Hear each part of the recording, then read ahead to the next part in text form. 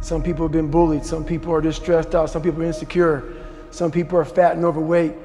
I call myself fat because I was fat. And people don't want to do that. They want to say, oh, don't call yourself fat. Don't call yourself dumb. If you're not real and raw with who the f you are, nothing's going to change. And in this nice new world that we live in, we want to hear, you're just a little big. No, man, you might be fat. We surround ourselves around people that make us feel great, that tell us what we want to hear. The second we put ourselves amongst the uncommon people, we don't like that feeling, that challenging feeling of that person who's waking up at 3:30 in the morning and say, hey, put your shit on, we're going for a run. We like that person who says, hey, you know what, man, I don't feel good today, man. And they say, oh, it's okay, brother. We don't want that motherfuckers like this. Hey, man, no, bro, get your shit on, man. Stop being a punk.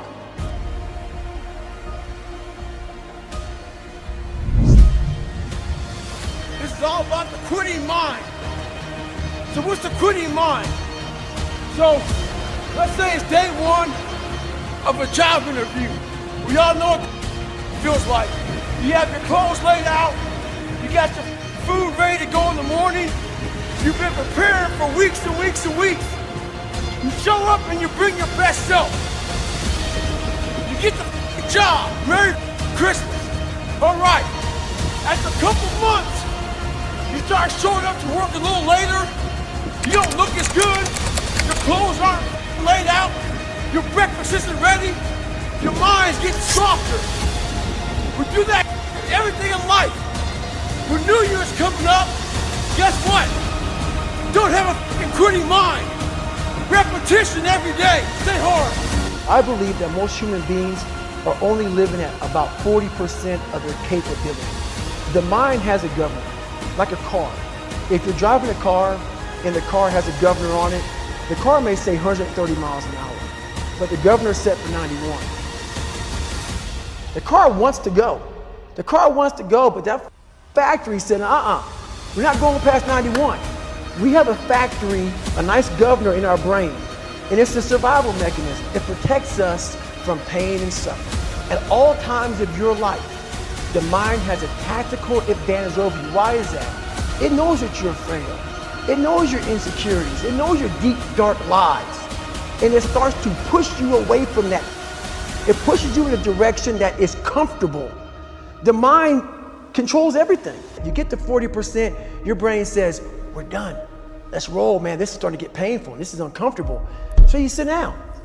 You have to figure out ways, and everybody's different. That's how the book kind of talks about, like we all have these things about, 5 steps to this and 4 steps to this. It's a lot more than that. That's all bullshit. It's a practice that you have to, it's a habit. So if you know that at 40%, I'm feeling pain. At 40% I'm feeling pain. That's where the 40% rule kicks in. Now it starts. Okay, I'm feeling pain. My mind's saying all to me. It's saying get out of here, run, flee. The fight or flight kicks in. Okay, we're done. We're not good enough. It starts telling you all these things. You start to believe it because the mind controls all. This is the time where you have to gain control back of your mind. It's okay. Let me see if I can go 45%. And once you start giving yourself more and more hope and start realizing, okay, the mind starts to be, okay, what are you doing? We're supposed to be going right and you're going left.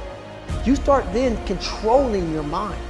Start finding more in yourself. And then it goes from 40% to a lot further than that. But that's the start of it though. Get to the spot where your mind is saying stop.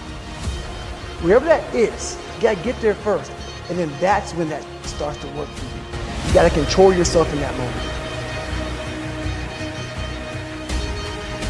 Well, it's that time of year again, we start to feel real happy. Why? Because we're not going to work.